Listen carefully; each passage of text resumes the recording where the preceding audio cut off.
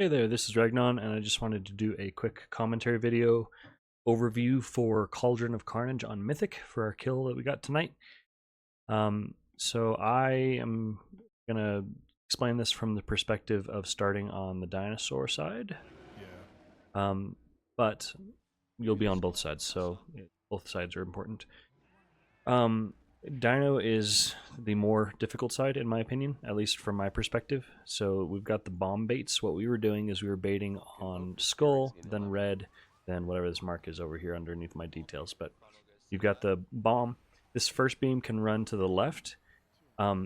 Every other beam, what we were doing is we were just having them bring it towards that wall. And then if you need to dip into the fire to move it, that's fine. You can actually just keep strafing through, keep running through until the beam drops, and then you can and then you can circle back around the fire to join for the bomb soak. So you can see Joyous here, for example. He's tucking in that corner. That's perfectly fine. Healing. So from a healer POV, the big damage in this fight mostly comes from the bomb eruptions. There is a lot of ticking rot damage throughout the fight, but the big moments where people will die that are unavoidable damage, it was going to be the bomb explosions. Everything else is rotting, ticking damage, or failure mechanics by getting hit by something else.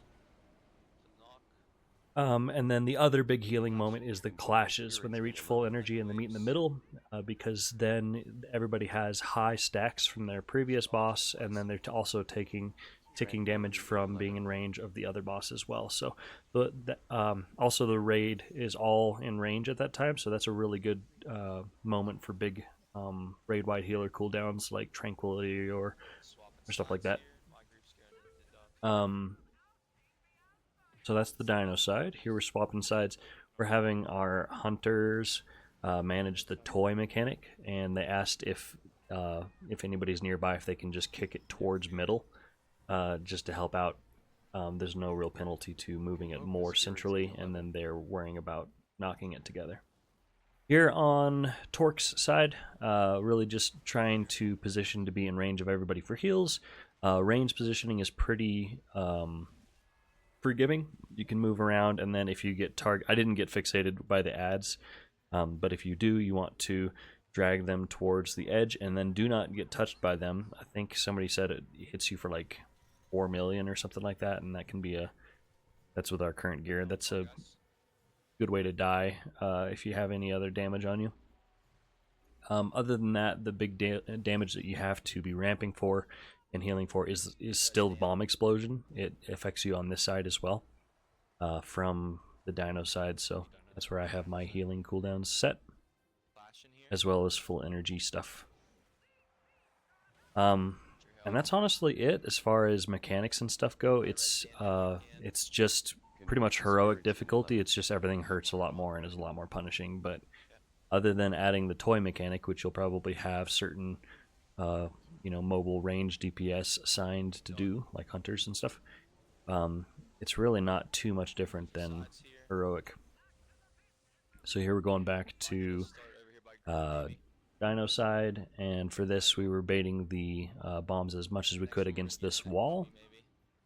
As you can see, we have our bomb baited here. Whoever gets the beam should be running to the right by that fire. We did, just like that. It does have 3 beams on Mythic, but it's pretty much played exactly the same. As long as you're pointing it towards the wall, it shouldn't affect the other side. These fire things do tick. You can overlap with somebody for a second. Like right here, for example, I ran over 2 people to try to get in position to bait that bomb and fire, and my health didn't. I did go into bear, but my health didn't tick too bad, so I wouldn't worry about that too much if it means that you're creating a better mechanic for bomb baits and stuff. Good bomb explosion's going to go off. I'm just a little bit off timing with my convoke. Right up front here, get that off us. Good. Personals on this hit. Clash in middle here. Yeah, I missed my timer there. So here, as we start having people die, it started getting a little bit more challenging because we started getting double mechanics. So people were getting the fire circles on the monkey side, and they're getting the lightning stuff on the dino side, so it started getting a little bit wild here. I got off for my cooldowns here, so for the rest of the fight, I'm pretty sure that I just kind of winged it. But essentially, it's just bomb explosion and clash. There, I was still positioned centrally so I could get that battle res. Here, I believe you can wait for 2 circles to come before you start moving. If you want to min-max it to not cover very much area, but really honestly you can be pretty spread out to make sure that melee has enough room for this. I'm going to speed this up just a little bit, see if there's any other things that I want to talk about, but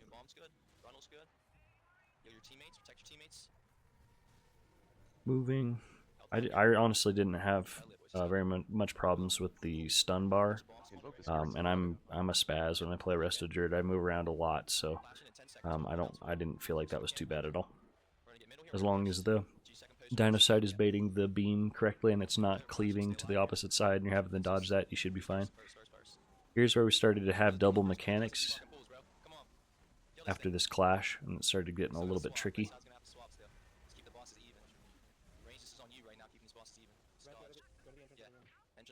And I think it goes without saying, but watch your feet. It's very, very, very, very important that you're watching to not get hit by the fire waves or getting stunned by the blue. Here we committed to the bomb soak. I don't know if it was this one. I think it was right after this.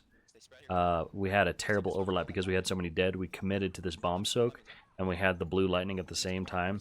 So I ran back in, and we had enough to soak it, and then we just barely had enough to get the kill after that. So wasn't a wipe. Definitely not a clean kill, but pretty exciting. This is actually pull 2 for us. We 2-pulled this, which is really cool. Exciting, exciting feat after kind of a poor first week. We did okay, but we definitely had some moments where we could have performed a lot better and stuff. So this was a nice morale boost. All right, hope that was helpful. Again, if you have any questions and stuff, feel free to hit me up in the comments, and I will be happy to help in any way I can. Have a good time on Cauldron of Carnage.